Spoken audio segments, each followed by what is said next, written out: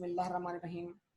Last class में हमने ये क्वेश्चन आपको दिया था, बेसिक रीवैल्यूएशन कॉन्सेप्ट आपको डिलीवर करने के बाद, ताकि आप अपवर्ड और डाउनवर्ड रीवैल्यूएशन की तमाम सिचुएशंस और ट्रीटमेंट इस एक क्वेश्चन के जरिए समझ सकें। बस इस क्वेश्चन में एक प्रॉब्लम ये है कि यहाँ पर जो एसेट है वो सब्जेक्ट टू डेप्रिसिएशन नहीं है। आइंदा जो हमने आगे क्वेश्चंस करने हैं उसमें ऑब्वियसली एसेट जो होगा वो सब्जेक्ट टू डेप्रिसिएशन होगा। नाउ तो 1 जनवरी 2018 को हमने एसेट को परचेज किया कितने का, लैंड को परचेज किया कितने का, 1 मिलियन का। और यहाँ से हम अकाउंटिंग शुरू करते हैं और 12 लाख का वो हो गया एक साल के बाद, अगले साल के स्टार्ट पर। तो हम लैंड के लिए क्या फॉलो कर रहे हैं, रिवैल्यूएशन मॉडल। तो हम उसको अपडेट कर देंगे उसकी फेयर मार्केट वैल्यू पर, जो कि कब है, जो कि 1 जनवरी 2019 को है। तो एक जल्दी से नाउ, तो सबसे पहले सर 1 जनवरी 2018 यहाँ हमने एसेट परचेज किया, यहाँ हमने एसेट परचेज किया, लैंड डेबिट,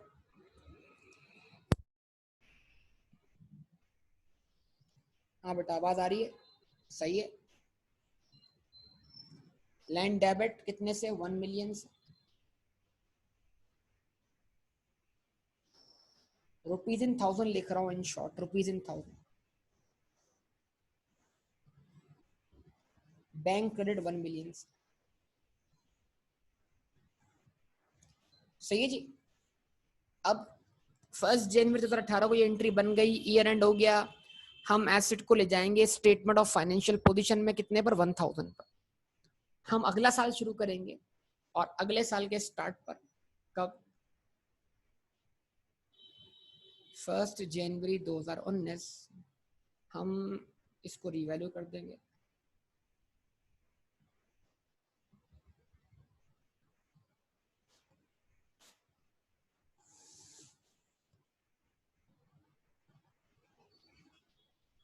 हम बोलेंगे ACA HCA 1 मिलियन, ठीक है। Fair market value 1200। अब आप HCA से जितना ऊपर लेके जाएंगे इसको, तो 1000 को 1200 बनाने के लिए आपको एसेट को, लैंड को 200 से डेबिट करना है और रीवैल्यूएशन सरप्लस थ्रू OCI क्या कर देना है आपने, क्रेडिट कर देना है। सही है जी, रीवैल्यूएशन सरप्लस थ्रू OCI। ऐसे ही यही इंपैक्ट किया सब लोगों ने। तो इस तरह लैंड की वैल्यू 1200 से बढ़ गई और लैंड आ गया 1200, 200 से बढ़ गई और लैंड आ गया 1200 रुपए फेयर मार्केट वैल्यू पर।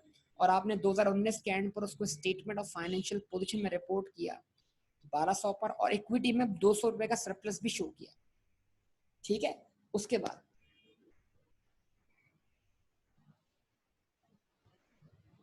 1 जनवरी 2020 अगर आप इसको रिवैल्यू ना करते तो आप कहाँ होते,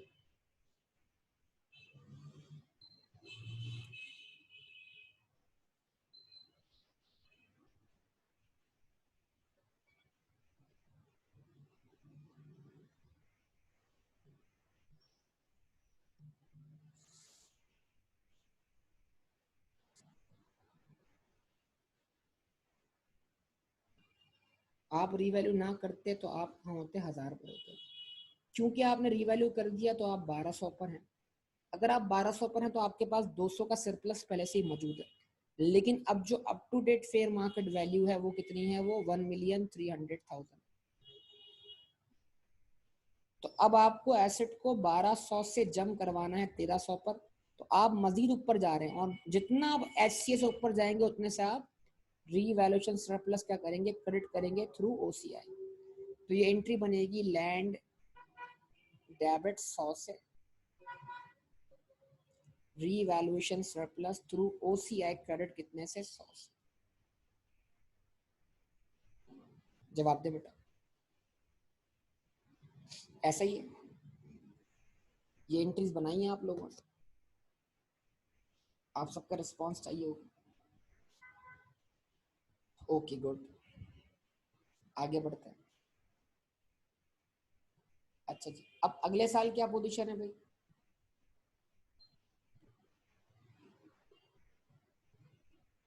क्वेश्चन, फेयर मार्केट वैल्यू गिरकर कितनी होगी? 1050। अच्छा जी, अब जरा देखिएगा बेटा।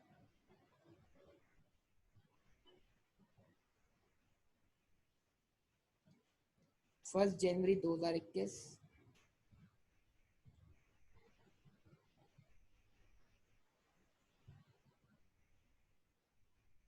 एसी आपका एक्चुअल कैरिंग अमाउंट 1300 है। फेयर मार्केट वैल्यू 1050 है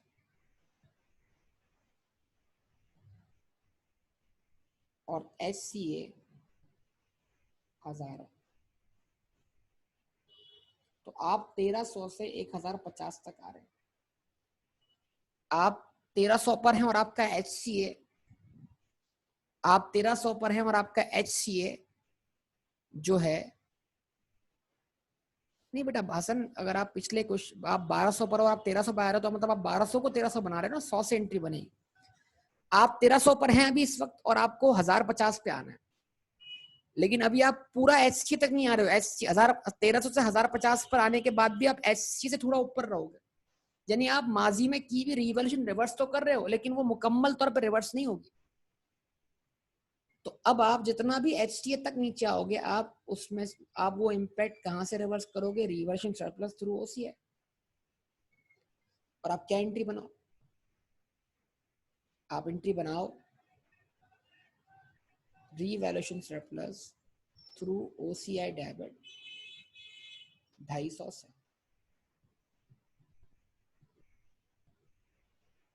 लैंड क्रेडिट कितने से? 250। सही है, ठीक है, ऐसा ही है। जवाब दीजिए। ओके, उसके बाद तो स्टिल आप अगर 250 से 1050 पर आ गए हो तो आपके पास सरप्लस का बैलेंस 300 था और 250 से रिवर्स हो गया है और 50 से सरप्लस स्टिल बाकी होगा। क्यों? क्योंकि एसेट की माजी में की हुई रिवर्शन अभी फुली रिवर्स नहीं हुई। स्टिल एसेट को डाउनवर्ड रिवैल्यू करने के बाद भी स्टिल आप एचसीए से above, still there is a surplus, still you are above HCA. ठीक है, नाउ उसके बाद आप पहुंचते हैं कहां पर? 1 जनवरी 2022।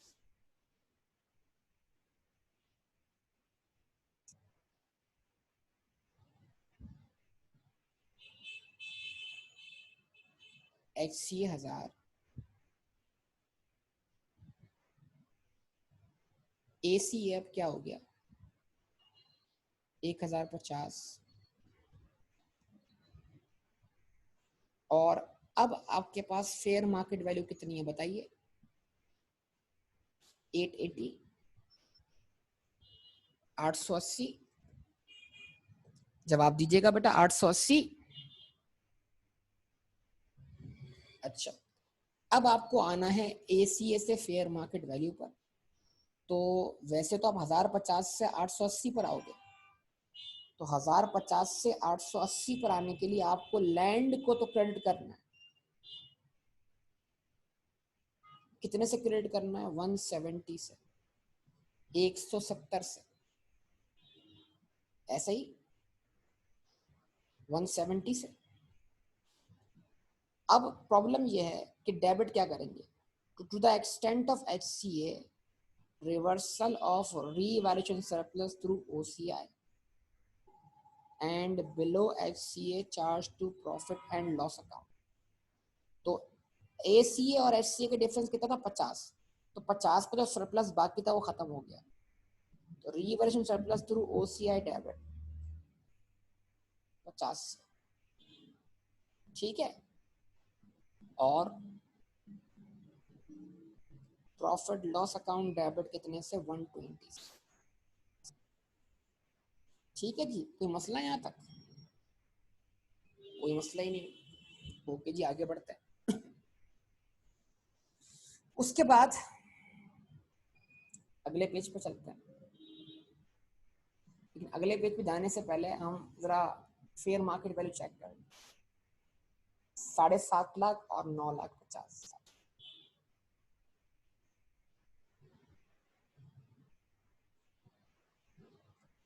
तो आप आ गए अब कहां पर, 1 जनवरी 2023 पर। ठीक है जी,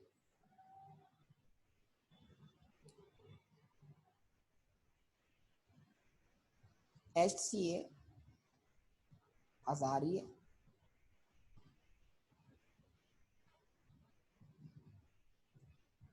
ACA एक्चुअल कैरिंग अमाउंट 880 है। ठीक है,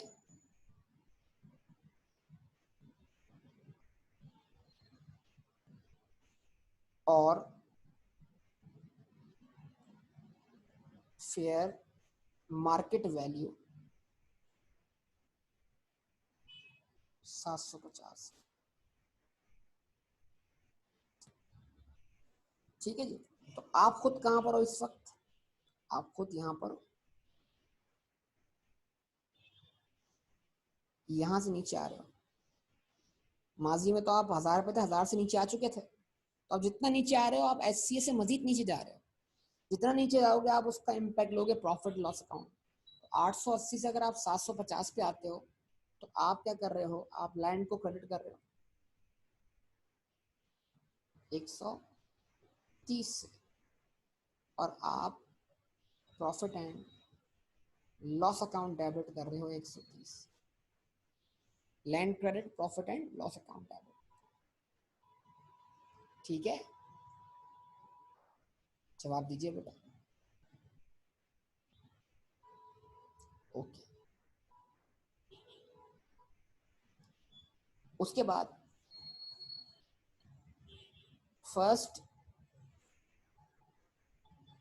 जनवरी 2024। ठीक है,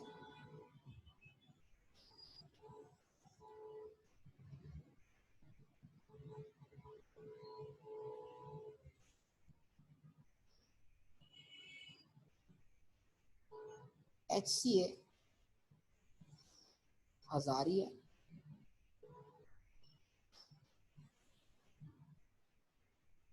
ACA जो है वो 750 हो गया। अब बताइए जरा फेयर मार्केट वैल्यू कितनी है,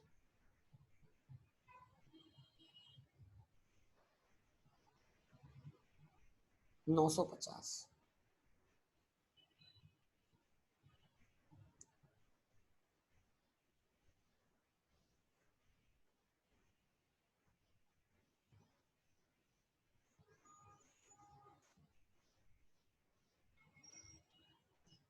तो आप एसेट को 750 से 950 पे ला रहे हो, तो आप अब जो ट्रेवल कर रहे हो वो टुवर्ड्स HCA कर रहे हो टू द एक्सटेंड, लेकिन अभी आप HCA को क्रॉस नहीं कर रहे।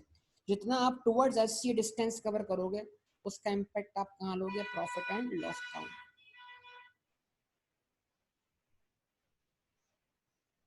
ठीक है, तो अब लैंड की वैल्यू 750 से 950 हो रही है, एंट्री बनेगी लैंड डेबिट 200 से, profit and loss account credit 200 से।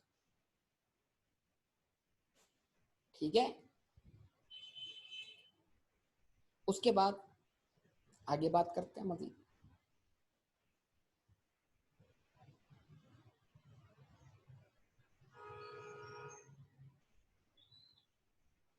1 जनवरी 2025। ठीक है, HCA 1,000 है। ठीक है, ACA 950 है, और फेयर मार्केट वैल्यू 1100।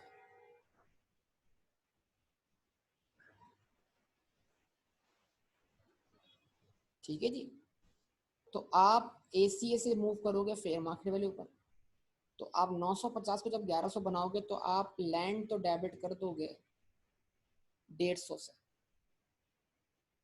सही है।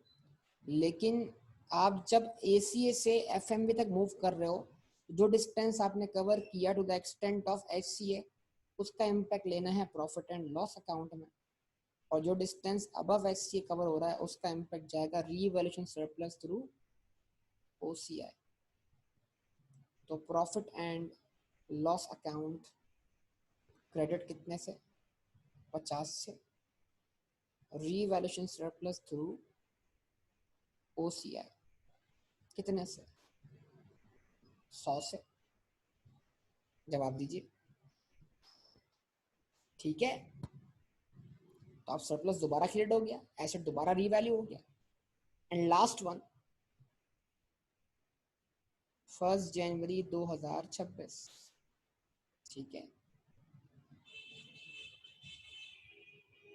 HCA जो है आपके पास 1000 ही है,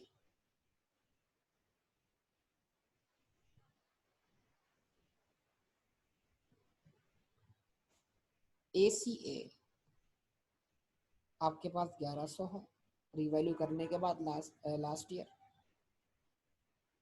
और आज की डेट पर शेयर मार्केट वैल्यू 1500 है।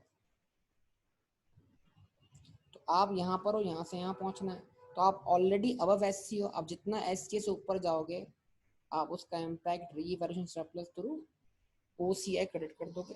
यानी कि आपने एंट्री पास कर दी लैंड डेबिट 400 से, revaluation surplus through OCI credit कितने से, 400 से। बताइए जनाब, यहाँ तक ये पूरा सवाल कंप्लीट हुआ और इसमें तकरीबन हर किस्म की मूवमेंट आपके सामने आ गई। जो जो क्वेश्चंस कल आप रेज कर रहे थे वो सारे कवर हुए कि नहीं हुए, बताइए। कितने लोगों ने आप में से कर लिया और ऐसे ही किया 100%? माशाल्लाह, गुड, जबरदस्त यार, पूरा सही हो गया, बेहतरीन बात, बेहतरीन। हाँ बिलाल, जबरदस्त बिलाल, ठीक है। तो ये आपके सामने खैजर, जबरदस्त बेटा। अच्छा जी, अब ये तमाम बातें भाई सबने अच्छी बातें कर लिया। अब सवाल ये कि हम इसको लाना चाहते हैं कहाँ पर, इस क्वेश्चन को हम लाना चाहते हैं सब्जेक्ट टू डेप्रीसिएशन, यानी एक ऐसा एसेट जो कि सब्जेक्ट टू क्या हो, डेप्रीसिएशन, ठीक है। अच्छा, अब आप बताइए, आपके पास वो फाइल पड़ी है जो मैंने आपको सेंड की थी I-16?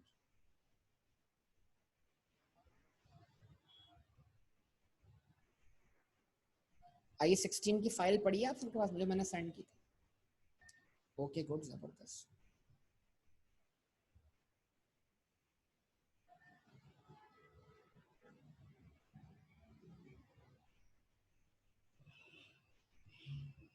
बेटा कैमरा ऑफ कर दो यार, कैमरा ऑफ कर दो please.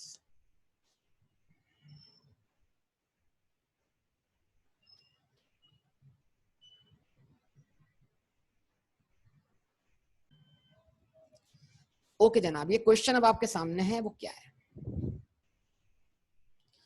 Cost of machine on 1 जनवरी 2011 100,000। एक मशीन आपने परचेज की है 1 जनवरी 2011 को, कितने की बेटा? 1,00,000 रुपए की। Depreciation 10% per annum. अगर डेप्रीसिएशन रेट 10% है अंडर स्टेट लाइन मेथड, तो बताएंगे आप सब लोग, बताएंगे आप सब लोग कि एसेट की यूजफुल लाइफ फिर क्या हुई? एसेट की यूजफुल लाइफ फिर क्या हुई?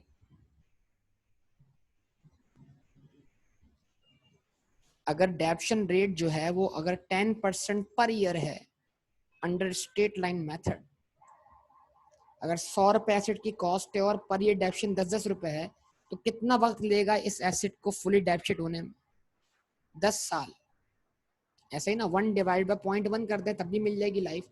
अगर 1/लाइफ रेट के बराबर है तो 1/रेट जो है वो लाइफ के बराबर है।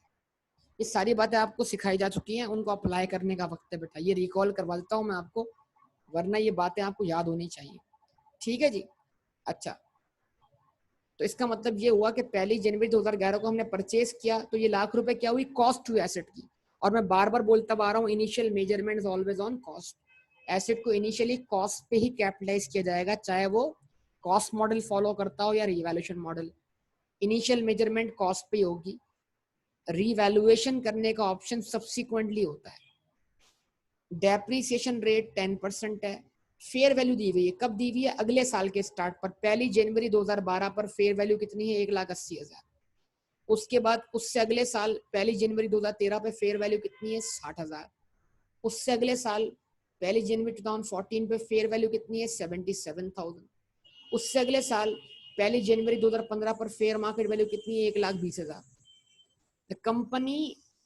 The company's policy is to transfer the realized portion of revaluation surplus to retained earnings as the asset is used। इस लाइन को मैं एक्सप्लेन करता हूँ कि इसका मतलब क्या है, कि कंपनी सरप्लस को ट्रांसफर करती रहेगी रिटेन अर्निंग में। अब रिटेन अर्निंग क्या है ये समझाएंगे आप, साथ साथ ये सारे कॉन्सेप्ट आपके डेवलप करते चले जाएंगे। अच्छा, अभी हम फिलवक्त बनाएंगे इसकी जर्नल एंट्रीज, बाकी रिक्वायरमेंट हम बाद में फॉलो करेंगे, क्योंकि इसके मैं आपको नोट्स भी बनाना सिखाऊंगा, मैं आपको इसकी SOFP और SOCIB के इम्पैक्ट सिखाऊंगा, एक्सट्रैक्ट सिखाऊंगा इसको। तो इस क्वेश्चन को शुरू करते हैं बेटा, करें स्टार्ट। क्वेश्चन देख लिया, आपके पास भी मौजूद होगा, ठीक है ना? मैं इसको शुरू करने जा रहा हूँ, बहुत तवज्जो से देखिएगा इस क्वेश्चन। नाउ फर्स्ट जनवरी 2011,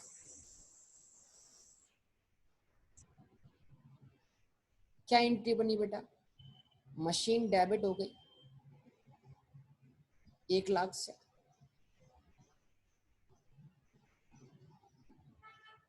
बैंक क्रेडिट हो गया 1 लाख से, ऐसा ही बेटा? यस। कहां पहुंचे?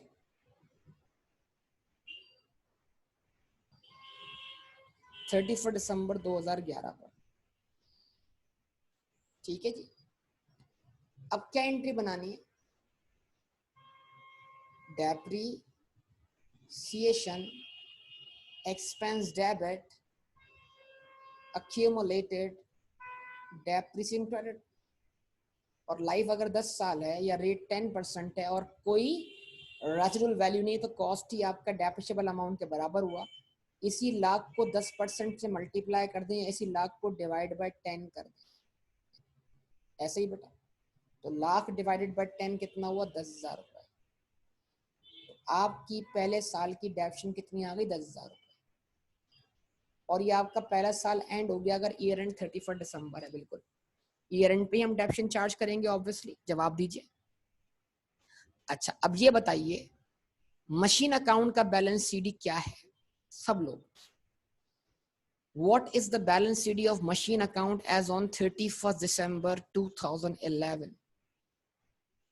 सबसे पूछ रहा हूं, सबसे, सब जाग जाएं बेटा, ये बड़ा इंपॉर्टेंट क्वेश्चन है। इस जैसे बहुत से क्वेश्चन आपको पास पेपर में देखने को मिलेंगे, और ये क्वेश्चन करते ही आपके पास पेपर सॉल्व होना शुरू हो जाएंगे। 100,000। What is the balance CD of accumulated depreciation? What is the balance CD of accumulated depreciation? 10,000। दोनों को मैच किया, WDV कितनी आ गई? 90,000। इस 90,000 को कहां रिपोर्ट कर दिया? स्टेटमेंट ऑफ फाइनेंशियल पोजीशन में। यस और नो? यस, ठीक है जी। साल मुकम्मल हो गया। अच्छा जी,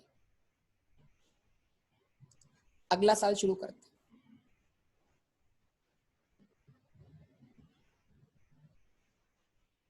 1 जनवरी 2012। इस डेट पर एसेट की फेयर मार्केट वैल्यू दी गई है 1,80,000 रुपए। मैंने क्वेश्चन रीड किया, इस डेट पर एसेट की फेयर मार्केट वैल्यू दी गई है 1,80,000 रुपए। देख सकते हैं आप सब लोग। यस, 1 जनवरी 2012।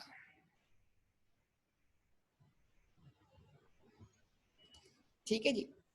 अब ये बताइए, मुझे लाख को 1,80,000 पे लाना है, या WDV 90,000 को 1,80,000 पे ले जाना है? 100,000 को जम करवाना है 180,000 पर या 90,000 को जम करवाना है। लेकिन जरा बताइए मशीन अकाउंट का बैलेंस तो 1 लाख रुपए है कि नहीं है? तो जब भी आप किसी ऐसे एसेट की रीवैल्यूएशन परफॉर्म करेंगे जो सब्जेक्ट टू डेप्रिसिएशन है, तो उस रीवैल्यूएशन को परफॉर्म करने से पहले आप उसके अकाउंट को ले आएंगे डब्ल्यूडीवी पर। उसके अकाउंट को डब्ल्यूडीवी पे कैसे लेकर आएंगे? एक एंट्री बनाकर। वो एंट्री क्या होगी? accumulated depreciation डेबिट 10,000 से। कॉन्ट्रा खत्म कर दिया।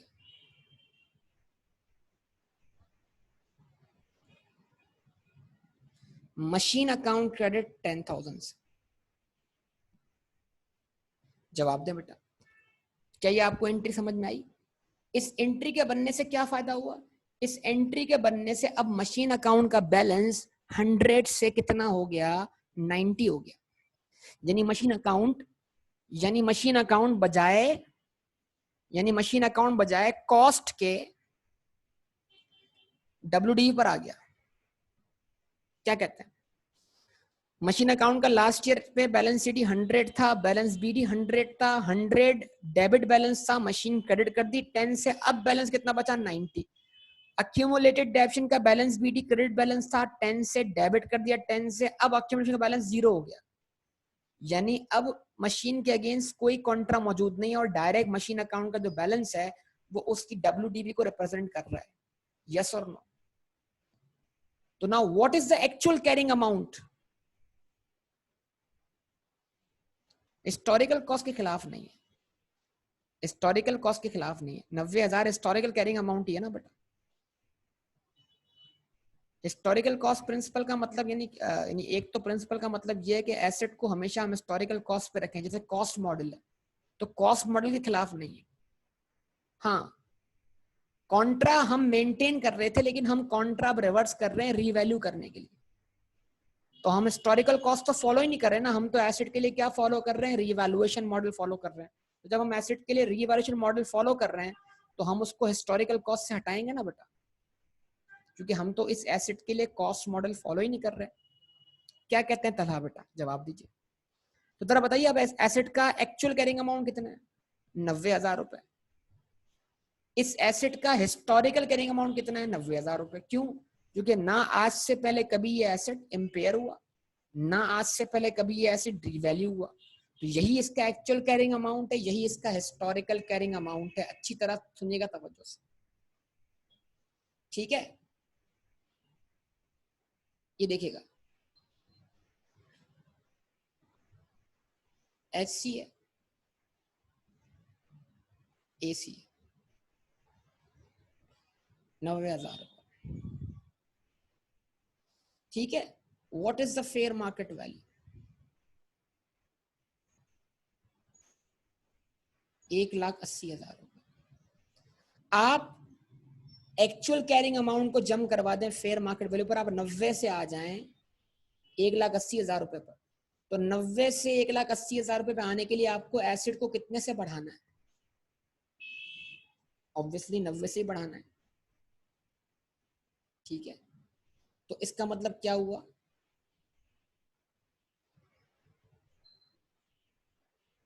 मशीन अकाउंट डेबिट हुआ 90 से, लेकिन जितना आप HCA से अबव जाएंगे उतना इम्पैक्ट आप कहां लेंगे? Revaluation surplus through OCI। तो आपने रीवैल्यूएशन सरप्लस थ्रू OCI क्या कर दिया? क्रेडिट कर दिया। ये सरप्लस हमारी उस खुशी को रिप्रेजेंट कर रहा है जो हमें हो रही है कि यार एसेट की वैल्यू जो है वो इंक्रीज हो गई 90,000 से। लेकिन ये एक और बात को रिप्रेजेंट कर रहा है कि अगर आज की डेट पर, जिस डेट पर हम इसको रीवैल्यू कर रहे हैं, अगर इस डेट पर हम इस एसेट को मार्केट में बेच दें तो इसको बेचकर हमें 90,000 का गेन भी होगा। लेकिन वो गेन अभी हुआ नहीं है, इसलिए कि हमने उस एसेट को बेचा नहीं। क्या ख्याल है? यहां तक सारी एंट्रीज क्लियर बेटा? सब लोग, हर एक फर्द का रिस्पॉन्स चाहिए। क्या यहां तक सारी एंट्रीज क्लियर? ठीक है जी, वेरी गुड, जबरदस्त, ओके। अब आप ये बताइए, और अगर कल की क्लास में कोई प्रेजेंट नहीं था तो उसको चाहिए पहले, कल की क्लास में अगर कोई प्रेजेंट नहीं था तो चाहिए कल वाली क्लास पहले यूट्यूब पे देख ले और उसके बाद दोबारा इसको इस क्लास की भी रिकॉर्डिंग देखे। देखो मैंने सवाल ये किया था तला कि हमें एसेट को रीवैल्यू करना है, WDV से लाना है फेयर मार्केट वैल्यू पर, लेकिन मशीन अकाउंट तो WDV पे नहीं है, कॉस्ट पर है ना। तो पहले कॉस्ट को एसेट अकाउंट को ले आए किस पर, WDV पर। तो हमने एंट्री बनाई, कॉन्ट्रा डेबिट कर दिया। हमने बोला जब अकाउंट WDV पर लाना है तो कॉन्ट्रा का कोई फायदा नहीं है, तो कॉन्ट्रा खत्म कर दो, और जितना अमाउंट एसेट की कॉस्ट में WDV के हिसाब से ज्यादा है, जो WDV और कॉस्ट का डिफरेंस है, वो एसेट अकाउंट से क्रेडिट कर दो, ताकि एसेट अकाउंट खुद किस पे था, WDV पे था, और WDV से हम जम कर जाएंगे फेयर मार्केट वैल्यू पर। सिंपल।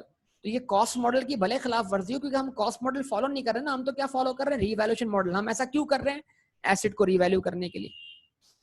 ठीक है सर, ठीक है जनाब, ओके। अच्छा अब ये बताइएगा कि जब हमने 90 को 90 से बढ़ा दिया तो अब एसेट की WDV कितनी हो गई,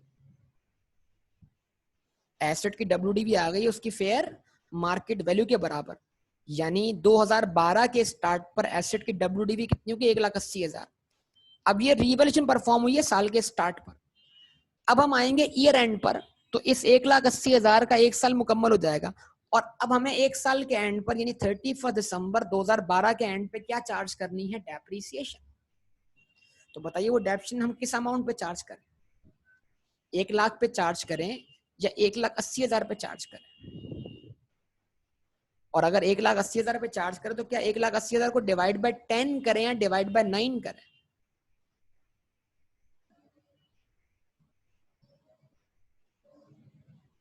जवाब दीजिए। जब हम 1,80,000 को डिवाइड बाय 9 करें या डिवाइड बाय 10 करें, भाई एक साल तो गुजर चुका है, और ये 1,80,000 क्या है, WDV है, कॉस्ट है, ये फुल वैल्यू है या ऑलरेडी ये रिड्यूस्ड वैल्यू है। नहीं बेटा, कॉन्ट्रा हम मेंटेन करेंगे, हम मशीन को क्रिएट नहीं करेंगे, हम स्टैंडर्ड वे फॉलो करेंगे, लेकिन रीवैल्यूएशन परफॉर्म करते वक्त हम इस कॉन्ट्रा को रिवर्स करेंगे। तो जो तरतीब है वो स्टैंडर्ड में सारी बातें लिखी हुई है, मैं आपको पढ़ा दूंगा। तो अब जाहिर सी बात है 1,80,000 जो है वो एक क्या कहते हैं, रिड्यूस वैल्यू को आपने रीवैल्यू किया है, तो अब उसकी लाइफ कितनी है, 1,80,000 की 9 साल। तो अब आप क्या करें, अब आप अगले साल की डेप्शन निकालें। अब आप आ गए कहां पर, 31 दिसंबर 2012, और आपने एंट्री पास की depreciation expense debit accumulated depreciation credit, ठीक है। और आपने कहा 1,80,000 डिवाइडेड बाय 9। जब आपने 1,80,000 को डिवाइड बाय 9 किया तो क्या आंसर आया, बताइए।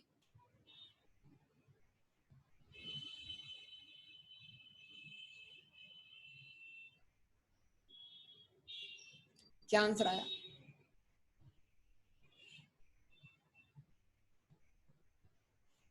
क्या आंसर आया, 20,000।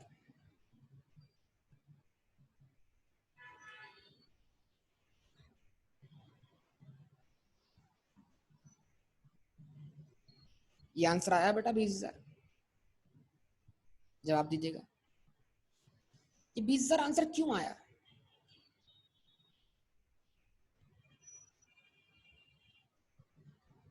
इसलिए मैं इस 1,80,000 को आपको ब्रेकअप करके दिखा रहा हूं, ब्रेक के 90,000 एक्चुअल, 90,000 आपका हिस्टोरिकल कैरिंग अमाउंट था, 90 को आपने बढ़ाया 90 से और डिवाइड बाय 9 किया। अगर एसिड रीवैल्यू ना होता तो 90 डिवाइड बाय 9 करके बताइए, 90 डिवाइड बाय 9 करके बताइए, आपका आंसर 10,000 आता, चेक कीजिए। लेकिन आप 90 को 90 से बढ़ाकर एक और 90 को भी डेप्रिशिएट कर रहे हैं, जो 90,000 का आपने इजाफा किया है वो भी डेप्रिशिएट हो रहा है। तो 90 डिवाइड बाय 9 10,000, और जो इजाफी 90,000 डिवाइड बाय 9 वो भी 10,000। 10 और 10 कितने हो जाएंगे,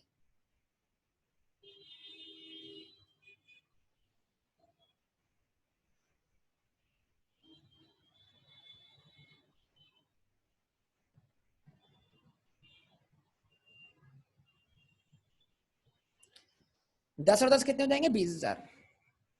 ये बात सबको समझ में आती है? तो इसका मतलब ये हुआ कि अगर हम इस एसेट को रीवैल्यू ना करते तो हमारी डेप्रिसिएशन क्या होती? जवाब दें।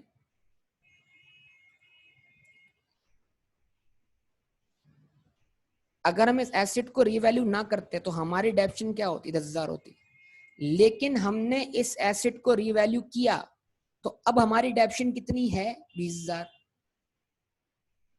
तो क्या आप ये बात समझ रहे हैं कि हम रीवैल्यूएशन परफॉर्म करने की वजह से एसेट पर 10,000 रुपए की इजाफी डेप्रीसिएशन चार्ज कर रहे हैं? इजाफी डेप्रिसिएशन चार्ज कर रहे हैं। अगर रीवैल्यूएशन ना होती, ये एसेट कॉस्ट मॉडल फॉलो करता, तो ऐसी कोई इजाफी डेप्रिसिएशन चार्ज नहीं होती। इस इजाफी डेप्रिसिएशन को हम बोलते हैं इंक्रीमेंटल डेप्रीसिएशन। क्या बोलते हैं बेटा? Incremental depreciation.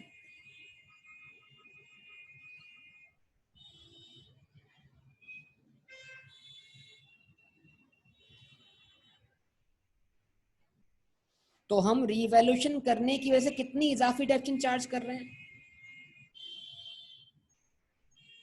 10,000 रुपए। तो बजाय 10,000 के हम 20,000 पे डेप्रिसिएशन चार्ज कर रहे हैं। तो हम एडिशनल एक्सपेंस चार्ज नहीं कर रहे, और इस एडिशनल एक्सपेंस चार्ज करने से हमारे प्रॉफिट पर एडिशनल एक्सपेंस चार्ज होने की बिना पर हमारे प्रॉफिट में इजाफी कमी नहीं आ रही। अगर रीवैल्यूएशन ना होती तो हमारा प्रॉफिट 10,000 से क्या होता? ज्यादा होता। लेकिन क्योंकि हमने रीवैल्यूएशन परफॉर्म की तो हमने 10,000 की इजाफी डेप्रिसिएशन चार्ज की, और 10,000 की इजाफी डेप्रिसिएशन चार्ज करने से हमारे प्रॉफिट में 10,000 की इजाफी कमी वाक़या हो गई। यानी हमारा प्रॉफिट रीवैल्यूएशन परफॉर्म करने की वजह से 10,000 रुपए से शॉर्ट हो गया।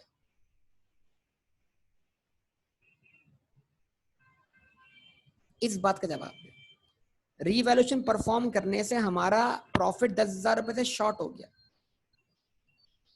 सब खामोश हो गए यहां पर आके। Please please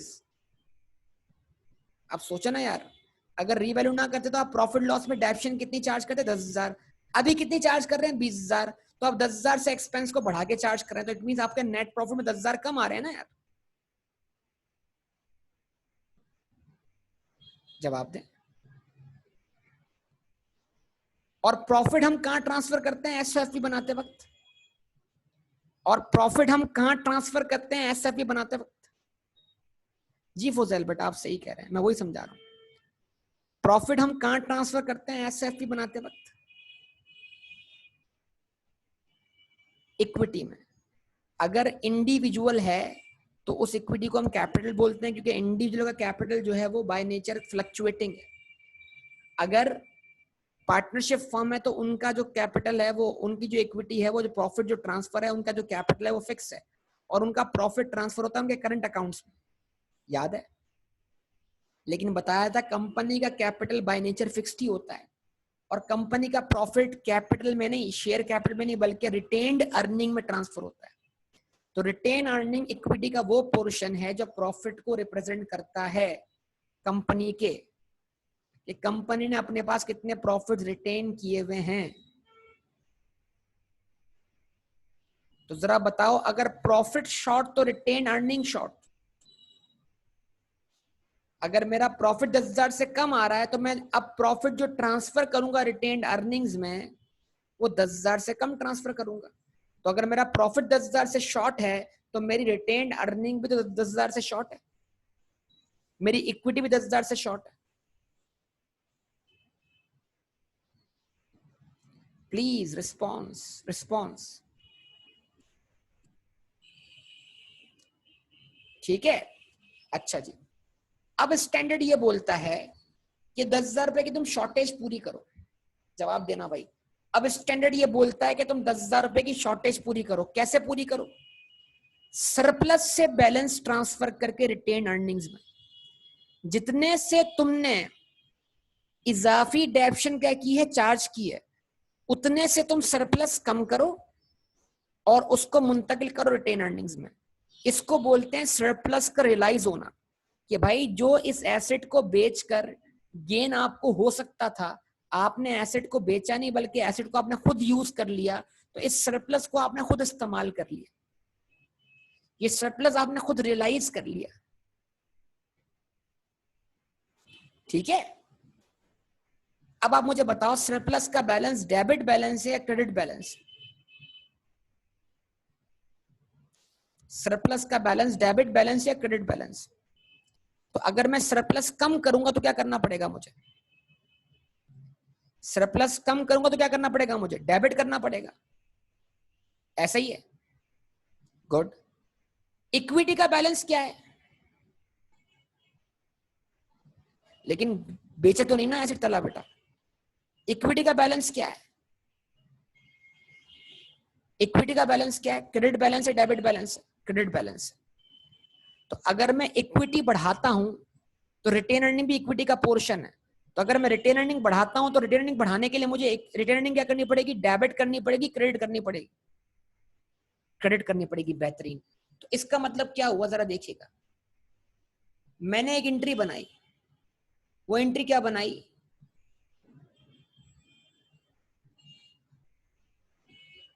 retained earning, sorry, revaluation surplus debit retain earning credit. किस अमाउंट से बनाऊंगा? दो तरीके इसको वर्कआउट करने के। तरीका नंबर 1 ये कि मैंने एसेट को रीवैल्यू करने के बाद कितने से डेप्शन चार्ज की? 20,000 से। अगर मैं इसको रीवैल्यू ना करता तो मैं कितने से डेप्शन चार्ज करता? 10,000 से। तो मैंने कितने से इजाफी डेप्शन चार्ज की? 10,000 से। 10,000 से मैंने सरप्लस डेबिट कर दिया और वो बैलेंस मैंने कहां मुंतकिल कर दिया? रिटेन्ड अर्निंग्स में। तो एंट्री बनी revaluation surplus debit retained earnings credit. और ये एंट्री बनाते वक्त मैं कोई ओसीआई का लफ्ज इस्तेमाल नहीं कर रहा हूं, ये इक्विटी टू इक्विटी ट्रांसफर है। एक इक्विटी बढ़ रही है, दूसरी इक्विटी कम हो रही है, इट मींस दैट ये total equity remains unchange. Your total equity remains unchange. जवाब दे बेटा। और ये बात कहां लिखी हुई है? क्वेश्चन में लिखी हुई है बात, क्वेश्चन में लिखी हुई है। द कंपनीज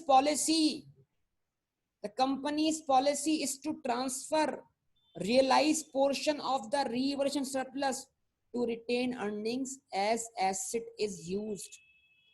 क्योंकि आपने एसेट को बेचा नहीं, बेचते तो जो सरप्लस था वो आपका गेन ऑन डिस्पोजल बन जाता, लेकिन आपने बेचा नहीं तो मतलब उस गेन को आपने खुद ही कंज्यूम कर लिया, और उस गेन को कंज्यूम करने की बिना पर आपकी डेप्शन एक्सेस आ रही है।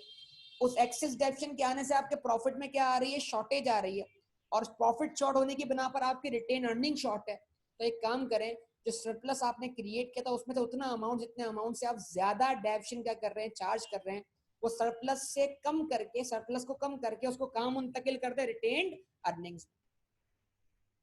चाहिए बात समझ में आती है आप लोगों को? भाई रिस्पॉन्स चाहिए, देख लें, बड़ी इंपॉर्टेंट बातें कर रहा हूं मैं बस।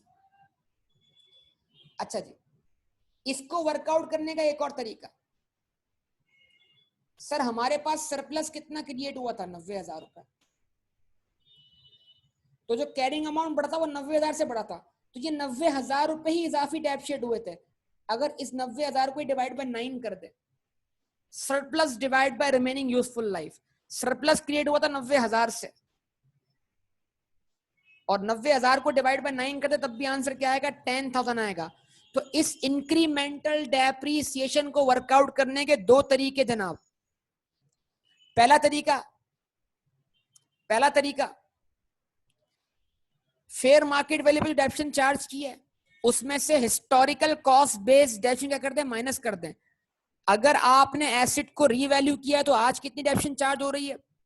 अपवर्ड रीवैल्यू किया है। और अगर आप एसेट को अपवर्ड रीवैल्यू ना करते तो आप पहले कितनी डेप्शन चार्ज करते? जवाब दें।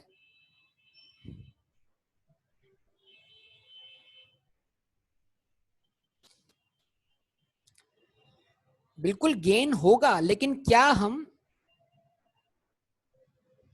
क्या हम इसको डिस्पोज ऑफ कर रहे हैं? नहीं कर रहे हैं ना। ठीक है, ओके। अच्छा जी, क्या यहां तक समझ में आती है बात? तो अब जरा बताइए, what is the position, what is the position? Asset account साल के स्टार्ट पे बैलेंस बीडी था 1,00,000 रुपए, उसको हमने कॉन्ट्रैक्ट अगेंस्ट रिवर्स किया 10,000 से, डब्ल्यूडीवी कितनी हो गई? 90,000। 90,000 में हमने 90,000 का इजाफा किया, बैलेंस सीडी हो गया 1,80,000। मशीन अकाउंट का बैलेंस सीडी 1,80,000 है। आ जाते हैं अक्यूमुलेटेड डेप्रीसिएशन की तरफ। जब साल शुरू हुआ, अक्यूमुलेटेड डेप्रीसिएशन का बैलेंस 10,000 था, उसको हमने रिवर्सन परफॉर्म करते हुए रिवर्स कर दिया, बैलेंस 0 हो गया। अब रीवैल्यू करने के बाद मैंने सब्सीक्वेंट डेप्शन चार्ज किए, सब्सीक्वेंट। अब रिकॉल करें, मैंने कहीं लिखा था, जब मैंने 2 हिस्से किए थे, कॉस्ट मॉडल और रीवैल्यूएशन मॉडल के, तो मैंने कहा था fair market value less subsequent accumulated डेप्शन if any, if any. अगर आपको याद हो, जवाब दीजिए, याद है? तो इसका मतलब क्या है? जो 10,000 रुपए की डेप्शन चार्ज थी, वो तो रिवैल्यूएशन परफॉर्म करते वक्त आपने उसका कॉन्ट्रा रिवर्स कर दिया। अब 1,80,000 से जो कॉन्ट्रा मैच होगा वो कौन सा होगा? सब्सीक्वेंट 20,000 रुपए। तो 1,80,000 माइनस 20,000, नेट कितना हो गया? 1,60,000। तो आज 31 दिसंबर 2012 को स्टेटमेंट ऑफ फाइनेंशियल पोजीशन में बेटा कितना अमाउंट अपेयर होने जा रहा है? क्विक सब लोग बताइए, सब लोगों से पूछने जा रहा हूं, सब लोग यार, सबकी पार्टिसिपेशन। 1,60,000। तो इसका मतलब क्या हुआ? आप जब इसकी वर्किंग कर रहे हो तो आप इसको तो लिख रहे हो fair market value 1,80,000 less subsequent accumulated depreciation. Subsequent मतलब वो डेप्रीसिएशन जो रीवैल्यूएशन परफॉर्म होने के बाद चार्ज हुई है, उससे पहले वाली नहीं। क्योंकि पहले वाली तो हमने वैसे ही एसेट के कैरिंग अमाउंट से सेट ऑफ कर दी थी। यस और नो? ठीक है। अब यहां से हम थोड़ी बात आगे लेके जाएंगे, आगे लेके चलते हैं बात, अगले पेज पे चलते हैं। अब बेटा हम पहुंचने जा रहे हैं कहां पर? 1 जनवरी 2013। ठीक है, जरा चीजों को एनालाइज कर लो।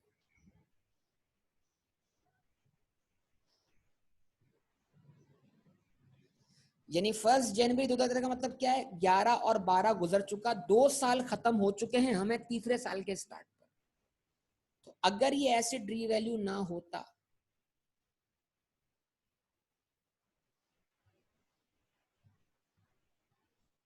तो जरा बताइए, अगर ये एसिड रीवैल्यू ना हुआ होता तो आज हमारी बुक्स में कैरिंग अमाउंट क्या होता?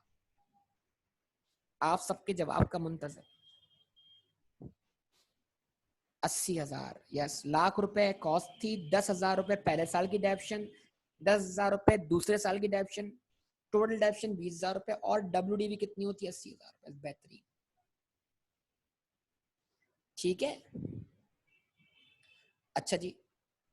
अब इन लाइंस का कमाल देखिएगा, ये मैजिकल लाइंस हैं, और ये मैजिकल लाइंस का कमाल क्या है वो आपके सामने। ठीक है, अब बताइए एक्चुअली आज मैं बुक्स में कहां पर हूं? आज मेरा एक्चुअल कैरिंग अमाउंट क्या है बुक्स के अंदर? रिवैल्यूएशन परफॉर्म करने के बाद और उसके बाद डेप्शन चार्ज करने के बाद तो 20,000 की डेप्शन चार्ज की है, यस, 1,60,000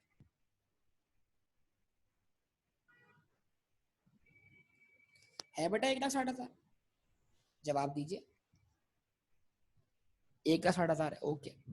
जरा 80,000 और 1,60,000 का डिफरेंस बताइएगा। 80,000 और 1,60,000 का डिफरेंस बताइएगा प्लीज। 80,000, तो मैं एचसीए से कितना अबव हूं? मैं एचसीए से कितना अबव हूं? 80,000 से अबव हूं, ऐसा ही है? मैं एचसीए से 80,000 से अबव हूं। तो अगर मेरा एक्चुअल कैरिंग अमाउंट एचसीए से जितना अबव होगा, मेरे पास उतना सरप्लस रखा हुआ होगा, रीवैल्यूएशन सरप्लस के अकाउंट में। अब जरा हिसाब लगा लें, सरप्लस को क्रेडिट कितने से किया था? 90,000 से। क्रिएट कितने से किया था? 90,000 से। रियलाइज करके डेबिट किया कितने से? 10,000 से। तो सरप्लस क्रेडिट हुआ 90,000 से, और फिर इंक्रीमेंटल डेप्शन चार्ज होने की बिना पर डेबिट हुआ कितने से? 10,000 से। तो अब सरप्लस का बैलेंस कितना बचा हमारे पास? रीवैल्यूएशन सरप्लस का बैलेंस कितना बचा हमारे पास? 80,000। तो बेटा ये मैं आपको बोल दूं, ये लाइंस अगर आप बना लेंगे ना, कमाल हो जाएगा बेटा। ये लाइंस आपने बना ली, देखें ये दो लाइंस हमेशा आपको बता देंगे आज आपके पास सरप्लस कितना मौजूद होना चाहिए। ये लाइंस आपको बता देंगी सरप्लस आपके पास 80,000 से ही मौजूद होना चाहिए। अगर आप आज 160 पर हैं और आपका HCA 80,000 है, तो आप 80,000 से 80,000 अबव हैं और आपके पास 80,000 का सरप्लस होना चाहिए। इसका मतलब 10,000 से सरप्लस आपने खुद कंज्यूम कर लिया। ठीक है जी। अब आज की डेट पर फेयर मार्केट वैल्यू क्या है?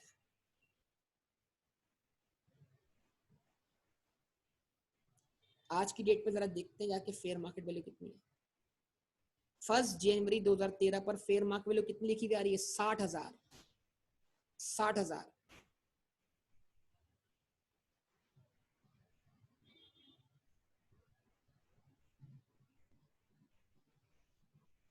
सही है? जवाब दें। तो अब मुझे आना है ACA से फेयर मार्केट वैल्यू पर। मुझे आना है 160 से 60 पर।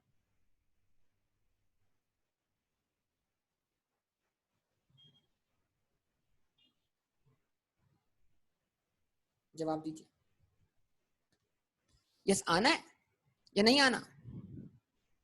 सबकी पार्टिसिपेंट चाहिए बेटा, लेकिन थोड़ी देर के लिए रुक जाइए, थोड़ी देर के लिए रुक जाइए और पहले ये सोचिए मशीन अकाउंट का बैलेंस CD क्या था लास्ट ईयर? मशीन अकाउंट का बैलेंस CD क्या था लास्ट ईयर? 2012 के एंड पर जो बैलेंस CD था वही 2013 के स्टार्ट पे BD था। क्या होगा? दिमाग चलाएं, अकाउंट सारे दिमाग में बनाएं। अब आपका लेवल ऊपर जाना चाहिए बेटा। गलत जवाब। 160 नहीं, 1,80,000। अरे यार रिवैल्यू करके उसका CD 180 बना दिया था। तो जो 2012 के एंड पे मशीन अकाउंट का बैलेंस शीट था वो 180 था, उससे सब्सिक्वेंट अक्यूमुलेटेड डेप्शन लेस की कितने से? 20,000 से। तो दोनों को नेट करके आंसर कितना है? 160। तो आज 1 जनवरी 2013 पर मशीन अकाउंट का बैलेंस BD 180 है, उसके अगेंस्ट कॉन्ट्रा कितना है? 20 है, और जब भी हम नई रिवैल्यूएशन परफॉर्म करेंगे हम उस कॉन्ट्रा को रिवर्स कर देंगे, यानी हम मशीन अकाउंट को 180 से 160 पे लाएंगे। जवाब दें। और एक एंट्री पास करेंगे। वो एंट्री क्या है?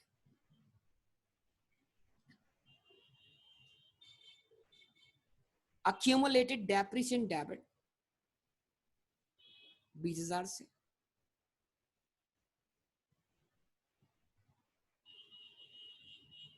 मशीन क्रेडिट कितने से? 20,000 से।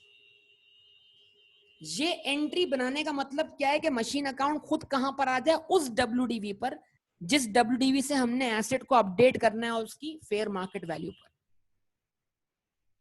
ये एंट्री बनाए बगैर आपका मशीन अकाउंट WDV पे नहीं आएगा, क्योंकि आप देखें कि पिछले साल आपने एंट्री बनाई थी, रिवैल्यू करने के बाद आपने एसेट को 180 पे पहुंचा दिया था, लेकिन आपने जब उसको डेप्रिशिएट किया तो आपने एंट्री बनाई डेप्शन एक्सपेंस डेबिट अक्यूमुलेशन क्रेडिट 20 से, तो आपने कॉन्ट्रा क्रिएट किया। तो मशीन अकाउंट का बैलेंस 180 था, उससे जब कॉन्ट्रा 20 का मैच हुआ तब उसका WDV 160 बना। तो मशीन अकाउंट का बैलेंस 180 था, उसका कॉन्ट्रा 20 था। तो अब हम चाहते हैं मशीन अकाउंट 160 पर आ जाए, तो हम ये एंट्री बनाएंगे। तो जब भी रिवैल्यूएशन परफॉर्म होगी मार्जी में जितनी भी डेप्शन आपके पास अवेलेबल है, कॉन्ट्रा मौजूद है, वो आप क्या कर देंगे? रिवर्स कर देंगे। मैं कॉन्ट्रा रिवर्स करने की बात कर रहा हूं, मैं एक्सपेंस रिवर्स करने की बात नहीं कर रहा। हाँ भाई बोलिए, जल्दी बोलिए, यहां तक क्लियर? आप रुक जाते हैं सब लोग बेटा। रिस्पॉन्स प्लीज, सब लोगों से रिस्पॉन्स मांग रहा हूं, बताइए। कुछ लोग कैलकुलेशन में लगे पड़े हैं। ओके जनाब, यस ओके। अब जब हम 160 पर आ गए तो हम 160 पर हैं। अब 160 से हमें कहाँ आना है? 60 पर। 160 से 160 से 60 पे आने के लिए हमने बेटा मशीन को क्रेडिट कर दिया। मशीन तो क्रेडिट हो गई पूरे 100 से, सही है। लेकिन जो मशीन में कमी आ रही है to the extent of HCA, उससे हम रिवर्स करेंगे रीवैल्यूएशन सरप्लस थ्रू OCI, और जो हम बिलो HCA जा रहे हैं उसको हम चार्ज करेंगे प्रॉफिट एंड लॉस अकाउंट। तो सरप्लस कितना अवेलेबल है? 80,000, और मशीन अकाउंट में कितनी कमी आ रही है? 1,00,000। तो जो 80,000 तक की कमी है वो कौन बर्दाश्त कर लेगा? Revaluation surplus. आपने कहा revaluation surplus debit through OCI,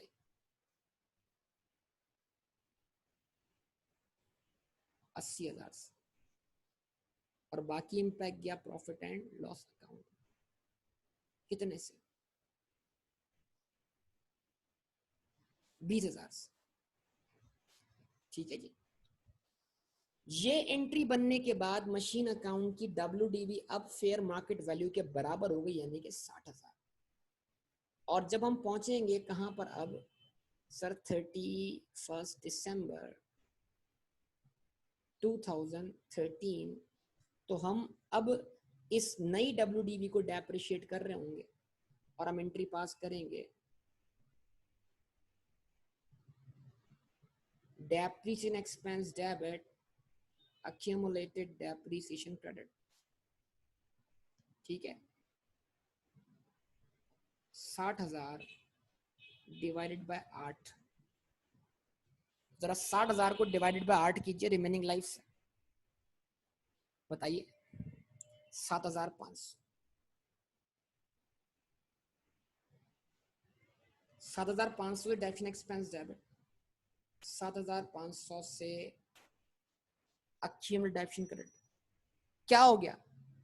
अब हमारी डेप्शन जो है वो कितने से कम आ रही है?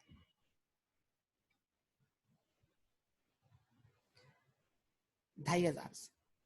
वो 2,500 कहाँ है सर? वो 2,500 ऑलरेडी प्रॉफिट लॉस में जा चुके हैं। जरा सोचिए, जरा एक काम कीजिए, 20,000, अगर आप एसेट को 20,000 से मजीद कम ना करते तो आपका एसेट हिस्टोरिकल कैरिंग अमाउंट पे होता। लेकिन जब आप हिस्टोरिकल कैरिंग अमाउंट से नीचे आ गए तो आपने एसेट को इम्पेयर कर दिया। जब आपने इम्पेयर कर दिया तो आपने 20,000 को एक्सपेंस मान लिया। अगर आप उस 20,000 को डिवाइड बाय 8 करके देखें, 20,000 डिवाइड बाय 8,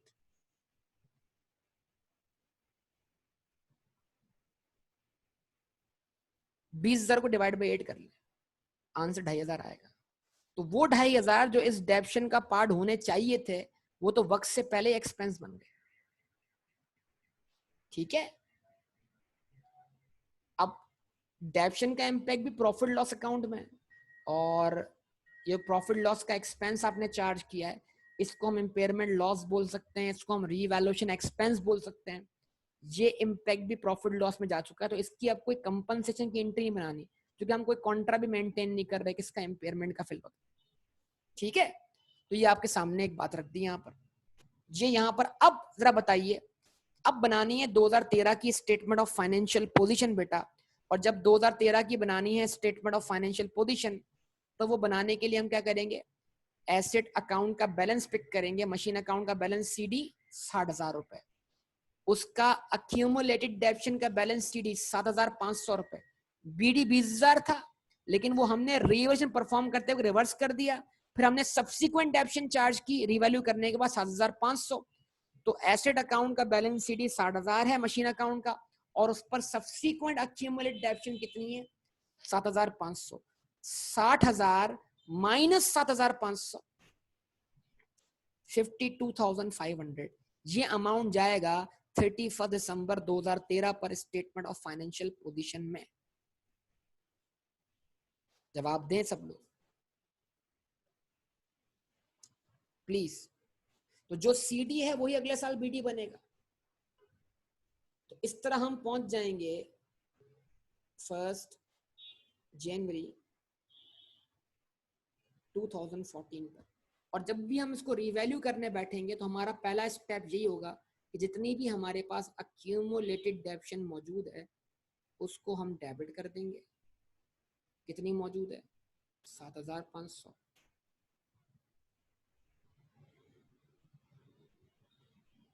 और मशीन अकाउंट हम क्रेडिट कर देंगे 7500। इस एंट्री के बनने से क्या फायदा होगा? इस एंट्री के बनने से मशीन अकाउंट आ जाएगा अपनी WDU पर। मशीन अकाउंट 60,000 पर था, उसका कॉन्ट्रा 7500 था, कॉन्ट्रा डेबिट हो गया, मशीन क्रेडिट हो गया। अब मशीन आ गया अपनी WDV पर। तो आज की डेट पर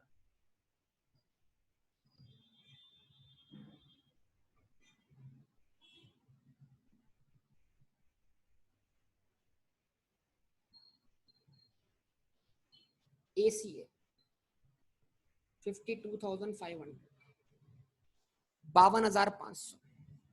सही है। अब बताइए अगर ये एसेट रीवैल्यू ना हुआ होता तो आज हमारी बुक्स में ये हम कहां पर हैं? हम चौथे साल के स्टार्ट पर, हम 3 साल मुकम्मल कर चुके हैं।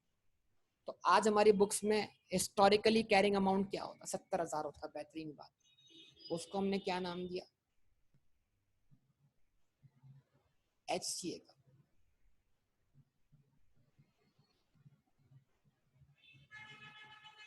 70,000 होता।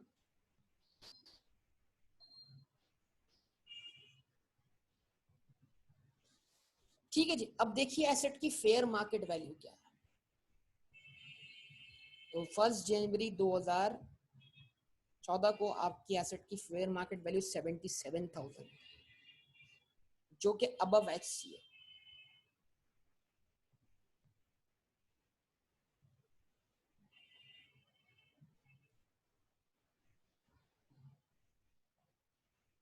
तो अब आपने एसेट को जम करवाना है एक्चुअल कैरिंग अमाउंट से फेयर मार्केट वैल्यू पर।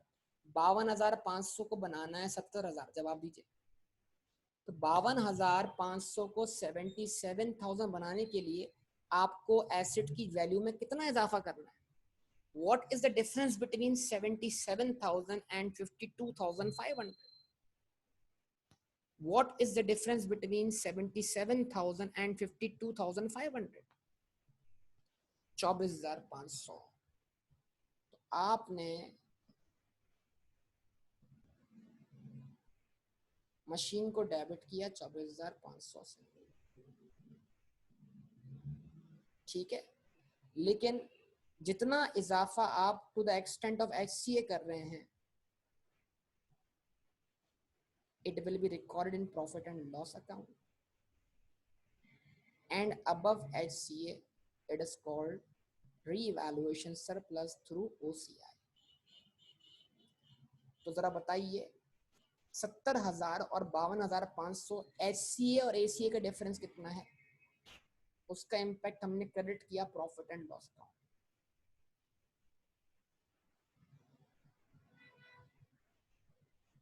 17,500 एंड above HCA 7,000।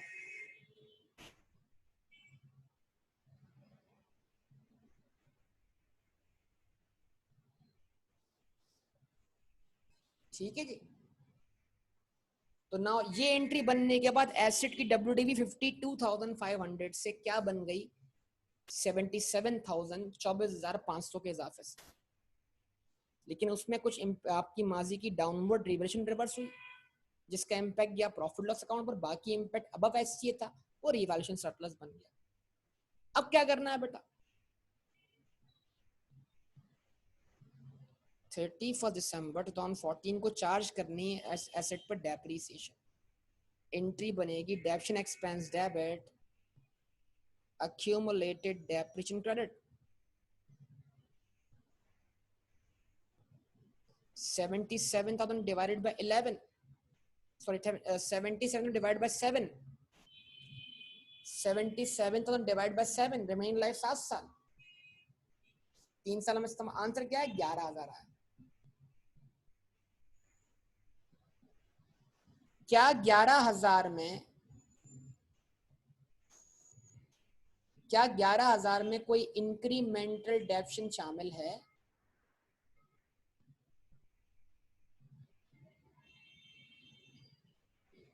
जरा बताइए,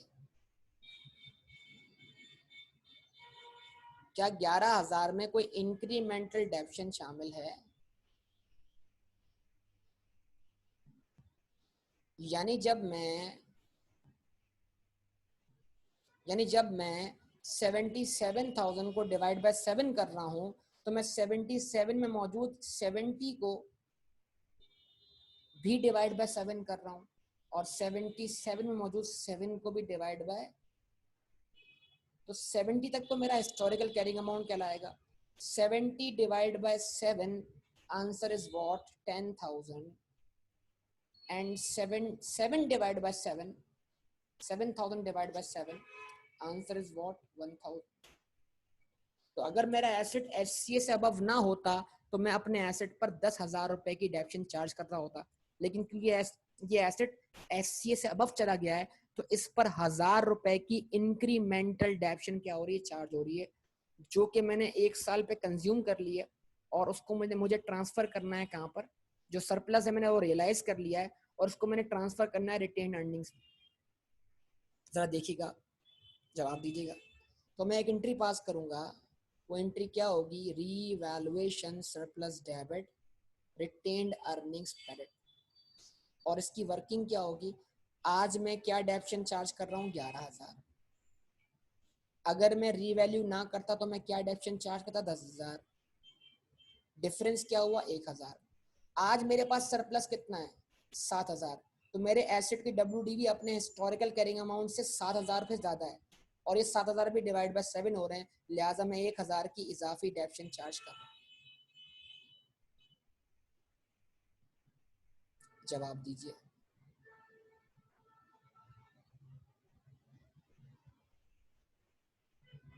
यस। तो एंट्री बनी सरप्लस डेबिट 1,000 से, रिटेन अर्निंग क्रेडिट 1,000 से। ये रियलाइजेशन ऑफ सरप्लस है, ये इंक्रीमेंटल डेप्शन है, ये इक्विटी टू इक्विटी ट्रांसफर है, इसमें ओसीआई नहीं आएगा। ओसीआई आता है सरप्लस क्रिएट होते वक्त या सरप्लस रिवर्स होते वक्त। ये रिवर्सल ऑफ सरप्लस नहीं है, it is realisation of surplus, it is incremental depreciation, it is equity to equity transfer. अब बताइए आज हमारे बिजनेस की क्या पोजीशन है? सर आज हमारे बिजनेस की पोजीशन ये है कि मशीन अकाउंट रीवैल्यू होने के बाद उसका बैलेंस 77,000 और उसके कॉन्ट्रा का बैलेंस 11,000 है। तो 77,000 माइनस 11,000, तो आज की डेट पर जो अमाउंट में लेकर गया कहां पर? स्टेटमेंट ऑफ फाइनेंशियल पोजीशन में, वो अमाउंट कितना हुआ? Quick quick 66,000। बेहतरीन भाई। 77,000 एसेट की फेयर मार्केट वैल्यू और कैरिंग अमाउंट इस पे अपडेट हो गया और 77,000 पे सब्सिक्वेंटली कितनी डेप्शन चार्ज हुई? 11,000। तो 77,000 माइनस 11,000, आंसर इज व्हाट? 66,000। जवाब दे। तो अब ये आखिरी ट्रांजैक्शन रह गई है, इसको जरा देख लें ताकि हमारा क्वेश्चन यहाँ पे कंक्लूड हो जाए। अब हम पहुंचे यहाँ पर 1 जनवरी 2015 और हम इसको फिर से रिवैल्यू करने जा रहे हैं। तो सबसे पहले हम क्या करेंगे? जितनी भी हमारे पास अक्यूमुलेटेड डेप्शन मौजूद है उसको हम रिवर्स कर देंगे। Accumulated depreciation debit machine credit, ताकि मशीन अकाउंट अपनी WD पे आ जाए। तो अवेलेबल बैलेंस कितना है? 11,000। 11,000 ये एंट्री बनने से 11,000 का कॉन्ट्रा अक्यूमुलेटेड डेप्शन रिवर्स हो गया। अक्यूमुलेटेड डेप्शन का अकाउंट का बैलेंस अब 0 हो गया और मशीन अकाउंट का बैलेंस 77 था, जिससे ये कॉन्ट्रा मैच हो गया, नेट ऑफ हो गया। तो अब ये मशीन अकाउंट क्रेडिट होने की बना पर अब मशीन अकाउंट आ गया अपनी WDV 66,000 पर। अब इस 66,000 को हमने जंप करवाना है उसकी फेयर मार्केट वैल्यू पर। लेकिन आइए कुछ एनालाइज कर लेते हैं और ये एनालाइज करना बड़ा इंपॉर्टेंट है।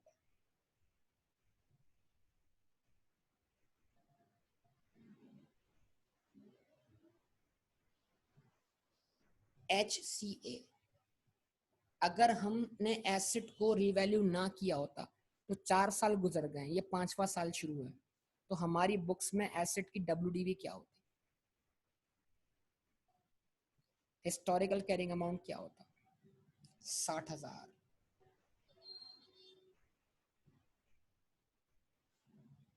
गुड। आज एसेट का एक्चुअल कैरिंग अमाउंट कितना है, 66,000। यस और नो? एक्चुअली बुक्स में कैरिंग अमाउंट कितना है, 66,000। यस और नो प्लीज? यस।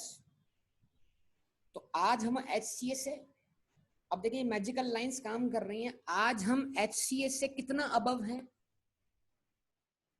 आज हम HCA से कितना अबव हैं, 6,000 से अबव। सही है। तो जब हम आज HCA से 6,000 से अबव है तो हमारे पास सरप्लस का बैलेंस कितना होना चाहिए, 6,000। तो क्या वाकई हमारे पास सरप्लस का बैलेंस 6,000 है? 7,000 से सरप्लस क्रेडिट हुआ था, 1,000 से इंक्रीमेंटल डेबिशन की वजह से वो डेबिट हुआ, 7,000 से क्रेडिट, 1,000 से डेबिट, सरप्लस का बैलेंस कितना बचा, 6,000। एक एक चीज आपको वेरीफाई होगी, ये लाइंस आपको बताएंगी जनाब कि आज आपके पास क्या होना चाहिए। इन लाइंस का इम्पेयरमेंट में बड़ा यूज था, इन लाइंस का रीवैल्यूएशन में बड़ा यूज है, और ये वर्किंग है मेरी तरफ से, एग्जाम में करके आओगे तुम वर्किंग ये वाली। ठीक है, अब सही है आवाज? मैं तो बहुत करीब से बोल रहा हूँ यार इसके। ठीक है, एग्जाम में वर्किंग करके आओगे आप।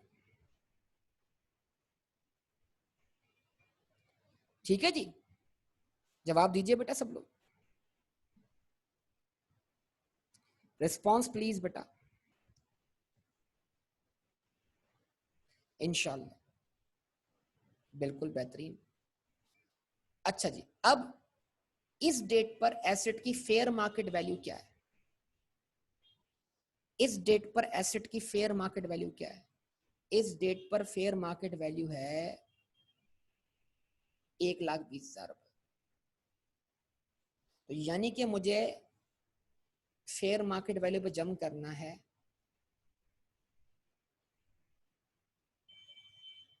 जो कि फेयर मार्केट वैल्यू है 1,20,000।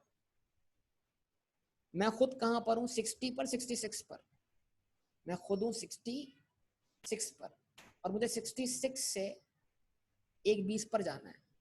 तो मुझे कितना अबव जाना है, 54,000। जितना अबव जाऊंगा मैं HCA से और ऊपर ही जा रहा हूं, जमीन से और ऊपर जा रहा हूं, हवाओं में उड़ रहा हूं।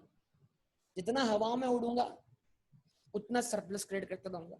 जमीन से जितना ऊपर उठूंगा, हवाओं में जितना ऊपर जाऊंगा, वो सारा सरप्लस। जमीन से नीचे जितना आऊंगा उतना इम्पेयरमेंट। जमीन से ऊपर सरप्लस है, जमीन से नीचे इम्पेयरमेंट है। ये जो HCA है जमीन है, इस HCA से ऊपर उड़ूंगा, जितना ऊपर उड़ूंगा सरप्लस। इस HCA की लाइन से जितना नीचे आऊंगा उतनी इम्पेयरमेंट। ठीक है, तो एंट्री क्या बनी, एंट्री बनी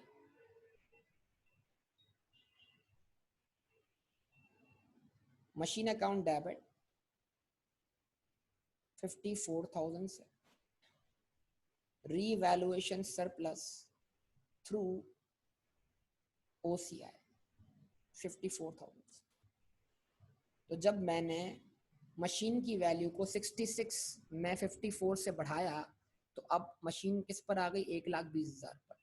और अब मैं जब पहुंचूंगा ईयर एंड पर 31 दिसंबर 2015, तो मैं एंट्री पास करूंगा depreciation expense debit accumulated depreciation credit, और वो एंट्री बनेगी 1,20,000 पर। 1,20,000 रिमेनिंग लाइफ 6 साल। आंसर क्या आएगा बताइए सब लोग, 1,20,000 divide by 6, please 1,20,000 divide by 6, answer क्या आया, 20,000। तो क्या मैं अब भी इंक्रीमेंटल डेप्शन चार्ज कर रहा हूं? अगर मैंने रीवैल्यू ना किया होता मैं 60,000 पर होता, मैं 60,000 को डिवाइड बाय 6 करता, मेरी पर ईयर डेप्शन 10,000 होती। अभी भी मैं 10,000 से इजाफी डेप्शन चार्ज कर रहा हूँ और वो मुझे ट्रांसफर करनी है रिटेन्ड अर्निंग्स में। और उसकी एंट्री क्या होगी, reversion surplus debit retained earnings credit. और उसकी वर्किंग क्या होगी,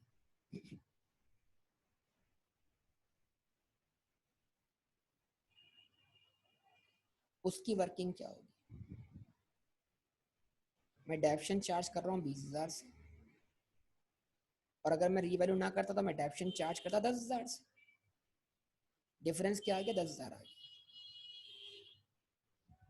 मेरे पास सरप्लस कितना पड़ा हुआ, जितना मैं एससीए से अबव, 6 का सरप्लस मेरे पास पहले पड़ा हुआ था, मजीद 54 से सरप्लस और क्रिएट हुआ, तो मेरे पास टोटल सरप्लस कितना है, 60,000। तो इसका मतलब क्या है, जब मैं 1,20,000 को डिवाइड कर रहा हूँ 6 से, तो मैं इसमें मौजूद इजाफी अमाउंट को भी डिवाइड कर रहा हूँ 6 से।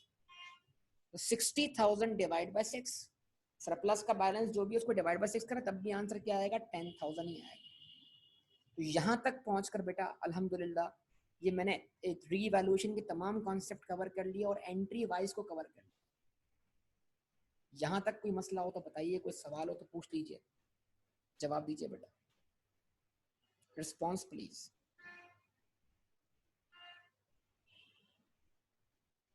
पार्टिसिपेशन स्टूडेंट्स की चाहिए होगी बेटा, और कैलकुलेशन जो साथ साथ परफॉर्म करता रहेगा, दिमाग चलाता रहेगा, वो चल पाएगा साथ साथ।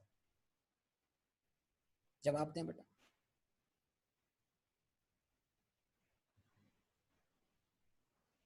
कैलकुलेटर यूज करें, दिमाग यूज करें, ठीक है, ओके। तो अब एक काम करते हैं ना, एक सिनेरियो बना देते हैं आपके लिए, होमवर्क सिनेरियो।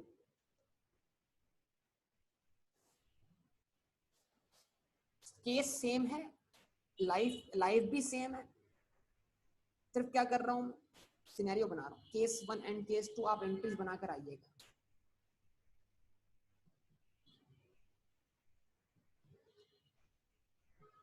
केस 1, केस 2, ठीक है। कॉस्ट एज ऑन 1 जनवरी 2011, 5 लाख, ठीक है। फेयर मार्केट वैल्यूज 1 जनवरी 2012, 1 जनवरी 2013,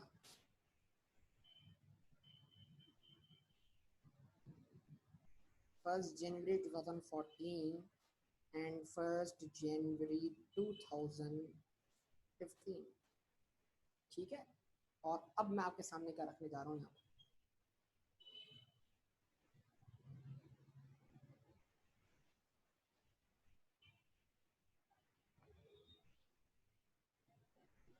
यूजफुल लाइफ वही है 10 साल, ठीक है। 4.5 क्या कहते हैं इसको, मैं क्या करने जा रहा हूँ,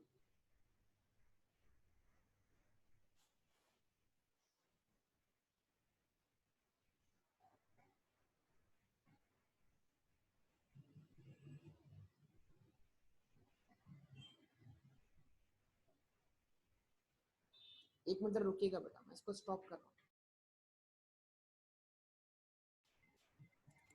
तो मैं आपके सामने वैल्यू लिख रहा था,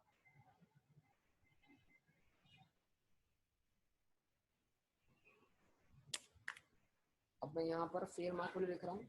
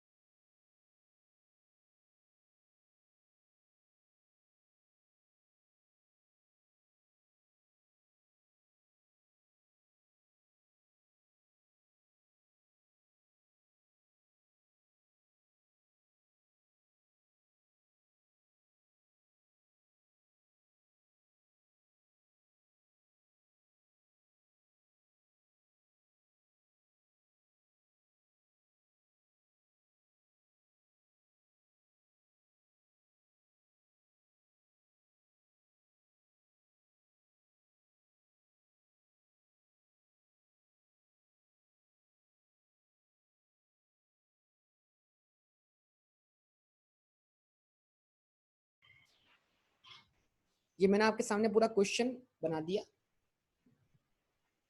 और ये 2 केसेस आपके सामने बना दिए।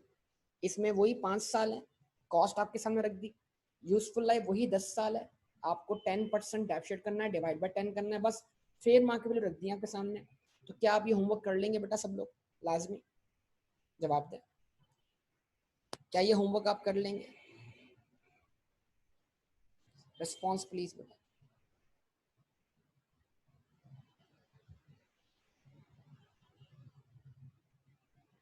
जी बेटा 2014 में 577,500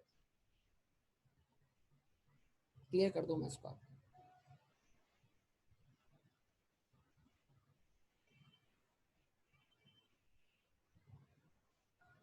ठीक है, इंशाल्लाह अभी आप होमवर्क करके आइएगा तो आपको आइडिया होगा आपने कितना सीखा, और फिर इस तरीके से हम आगे इसको डिस्कस करेंगे फर्दर। और ये 2 अगर आपने केस कर लिए तो आप समझ लें पास पेपर के लिए भी रेडी हो जाएंगे इंशाल्लाह। ठीक है, आज तक इतना ही, इसको स्टॉप करूंगा, इंशाल्लाह बाकी कल की क्लास में करेंगे। ओके बेटा, अल्लाह हाफिज।